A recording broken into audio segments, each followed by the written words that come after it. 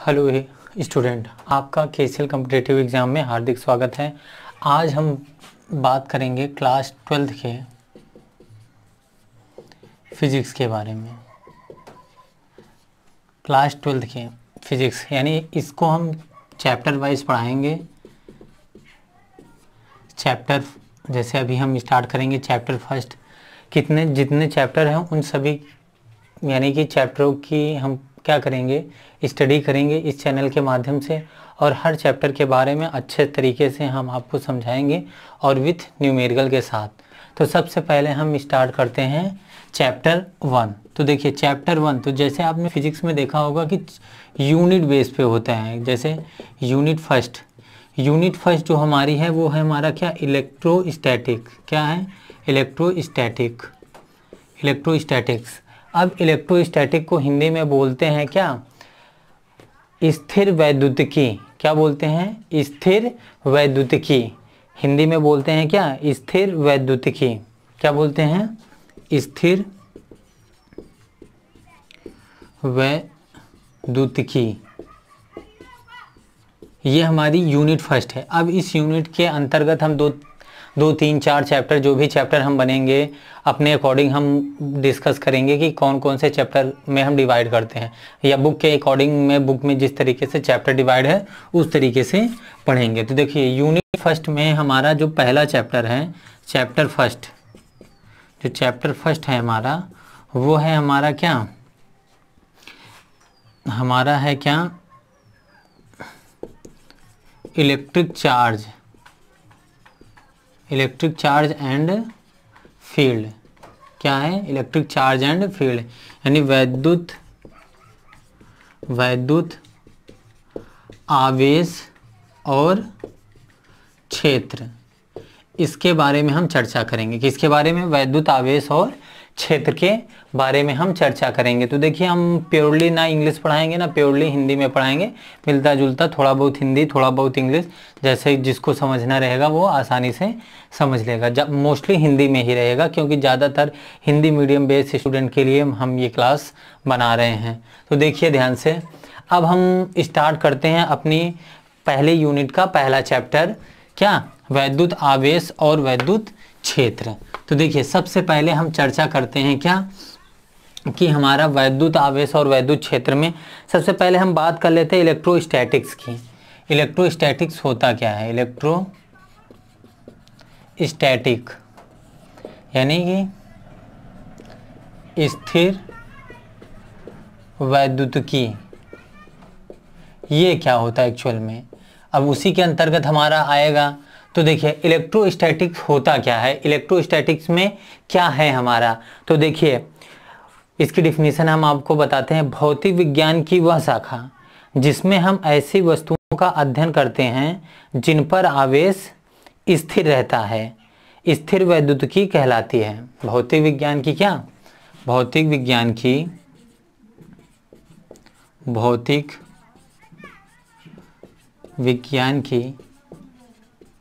वह शाखा, भौतिक विज्ञान की वह शाखा जिसके अंतर्गत हम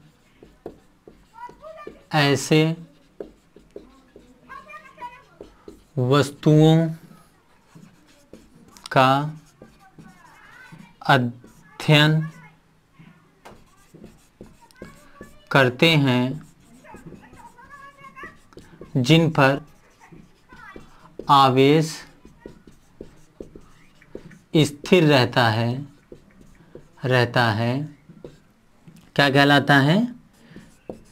स्थिर वैद्युतिकी कहलाता है। क्या कहलाता है? स्थिर वैद्युतिकी कहलाता है। क्या कहलाता है? स्थिर वैद्युतिकी कहलाता है। मतलब क्या? इलेक्ट्रोस्टैटिक। यानी कि इसमें क्या रहेगा कि हमारा चार्ज, जैसे दो चार्ज रहेंगे तो वो चार्ज हमेशा हमारे रेस्ट पोजीशन पे रहेंगे। यानी मतलब क्या रहेंगे? स्थिर रहेंगे। जैसे दो चार्ज हमारे पास रहें तो ये हमेशा चार्ज हमारे क्या रहेंगे, स्थिर रहेंगे। अभी इसके आगे आएगा हमारा एक नई यूनिट आएगी तो वहाँ चार्ज क्या रहेगा, गतिमान रहेगा। गतिमान आवेश के कारण चुंबकीय क्षेत्र की गणना, गतिमान आवेश के कारण। तो अभी हम बात करेंगे जब हमारा चार्ज क्या रहेगा, स्थिर रहेगा तब। तो उसी भौतिक विज्ञान की वह शाखा जिसके अंतर्गत हम ऐसी वस्तुओं का अध्ययन करते हैं जिन पर आवेश स्थिर रहता है, स्थिर वैद्युतिकी कहलाता है। अब यही हमारी मेन क्या है, यूनिट। अब इस यूनिट में हमारा जो मेन टॉपिक है, जो चैप्टर 1 है हमारा, वो आ जाता है। हमारा चैप्टर 1 क्या आ जाता है, इसको आप लोग अच्छे से लिख लीजिएगा, इसीलिए हम लिखते जा रहे हैं कि जैसे आपको नोट्स बनाने में दिक्कत ना हो। थोड़ा टाइम लगेगा लेकिन नोट्स बनाने में दिक्कत ना हो। आपके एग्जाम बेसिस जान रहे हैं, आप लोगों की क्लास इतनी समय अच्छे से चल नहीं पा रही है, तो सारी चीज़ें आप अच्छे से नोट करते जाइएगा जिससे आपके आगे फ्यूचर में ये सभी चीज़ें काम देंगी। तो चलिए देखते हैं, हम बात करते हैं क्या अभी चैप्टर में हम बात करते हैं। हमारा जो चैप्टर का नेम है, चैप्टर नेम हमारा है क्या, इलेक्ट्रिक चार्ज एंड फील्ड, यानी वैद्युत आवेश एवं क्षेत्र। क्या है, वैद्युत आवेश एवं क्षेत्र। तो अब देखिए, हम सबसे पहले, अब हम चैप्टर का हमारा नाम ही है क्या, इलेक्ट्रिक चार्ज एंड फील्ड, वैद्युत आवेश एवं क्षेत्र। तो सबसे पहले हम वैद्युत आवेश क्या होता है इसकी ही बात करते हैं। तो सबसे पहले हम चर्चा करेंगे किसकी, इलेक्ट्रिक चार्ज की, वैद्युत आवेश की। क्या होता है हमारा वैद्युत आवेश, इसकी चर्चा करेंगे। तो आप लोग को पता होगा, आपने क्लास 10th में पढ़ा होगा थोड़ा बहुत कि आवेश क्या होता है। तो देखिए, वैद्युत आवेश किसी पदार्थ का वह गुण होता है, वैद्युत आवेश किसी पदार्थ का वह गुण होता है जिसके कारण वह पदार्थ आकर्षण अथवा प्रतिकर्षण बल का क्या करता है, अनुभव करता है। जैसे कोई भी पदार्थ है हमारा, जैसे मान लीजिए हम आपको फॉर एग्जांपल बता रहे हैं, जैसे कोई कांच की छड़ हो, किसकी, कांच की छड़ लिया हमने।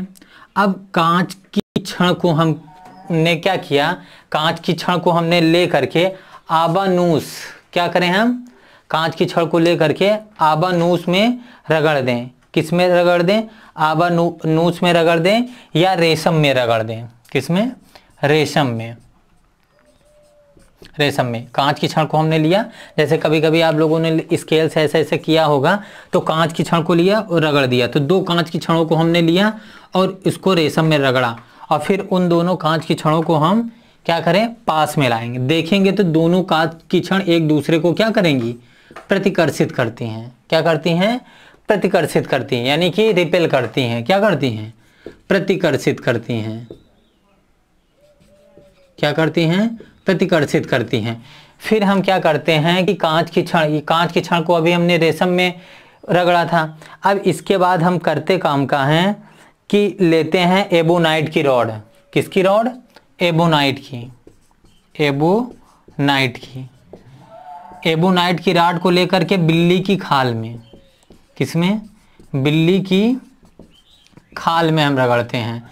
अब दो एबोनाइट की लेकर के रगड़ेंगे, फिर इन दोनों को पास में लाएंगे तो ये दोनों क्या हो जाएंगे, एक दूसरे को प्रतिकर्षित करेंगे। अभी इसके पहले तक इनमें कोई ऐसा गुण नहीं था कि ये एक दूसरे को या आकर्षित करें या प्रतिकर्षित करें, लेकिन जैसे ही कांच को रेशम में रगड़ा गया तो ये एक दूसरे को प्रतिकर्षित करने लगे। यानी इनमें कुछ ऐसा गुण आया जिसके कारण ये एक दूसरे को क्या कर रही हैं, रिपेल कर रही हैं। ऐसे एबोनाइट के रॉड को बिल्ली की खाल में रगड़ने पर ऐसा गुण आया कि जिससे ये एक दूसरे को क्या करने लगे, प्रतिकर्षित करने लगे। लेकिन यही एक एबोनाइट की रॉड ले लें और एक कांच की छड़ ले लें रगड़ने के बाद, और इन दोनों को पास में लाएं। इन दोनों को जब पास में लाएं तो ये एक दूसरे को क्या करने लगती हैं, आकर्षित करने लगते हैं। तो यानी एक गुण ये भी हुआ कि जब इसमें इस बिल्ली की खाल में एबोनाइट की रॉड को रगड़ें और कांच की छड़ को रेशम में रगड़ें और इन दोनों को पास मिलाएं तो ये दोनों एक दूसरे को आकर्षित करने लगे। तो यहाँ पे इनमें एक क्या आ गया, गुण आ गया, जिसके कारण ये एक दूसरे को या तो प्रतिकर्षित कर रही हैं या तो आकर्षित कर रही हैं। यही गुण ही क्या कहलाता है, हमारा किसी पदार्थ का आवेश कहलाता है। यही क्या कहलाता है, किसी पदार्थ का आवेश कहलाता है। तो हम आवेश की परिभाषा लिखते हैं, क्या होती है आवेश की परिभाषा, हम इसको लिखते हैं। देखिए, या किसी पदार्थ, आगे मिटा दें इसको,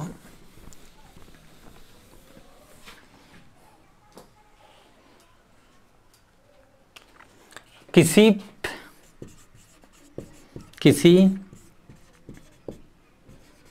पदार्थ का वह गुण जिसके कारण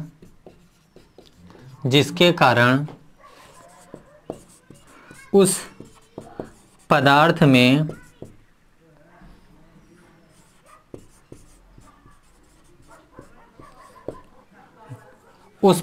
में देखिए, या फिर जैसे हम बताएं उस तरीके से बता दें या फिर उस दूसरे तरीके से बता दें, उस पदार्थ में वैद्युत तथा चुंबकीय गुण, वैद्युत तथा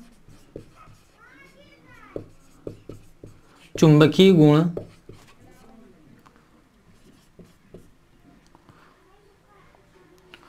उत्पन्न हो जाए वह आवेश कहलाता है। वैद्युत तथा चुंबकीय गुण उत्पन्न हो जाए, आवेश कहलाता है। या दूसरे शब्दों में, किसी पदार्थ का वह गुण जिसके कारण वह आकर्षण अथवा प्रतिकर्षण, आकर्षण अथवा प्रतिकर्षण बल का अनुभव करता है, आकर्षण अथवा प्रतिकर्षण बल का अनुभव करता है, आवेश कहलाता है। आवेश कहलाता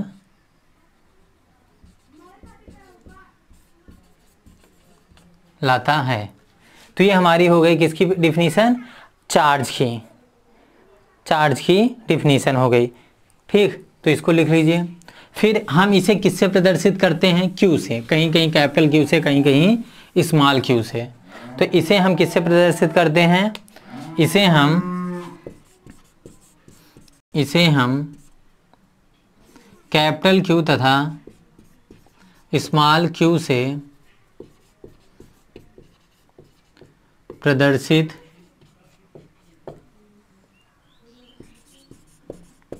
करते हैं, कैपिटल क्यू तथा स्मॉल क्यू से प्रदर्शित करते हैं। इसका मात्रक कूलाम होता है और इसे सी से प्रदर्शित करते हैं, सी से प्रदर्शित करते हैं तथा विमीय सूत्र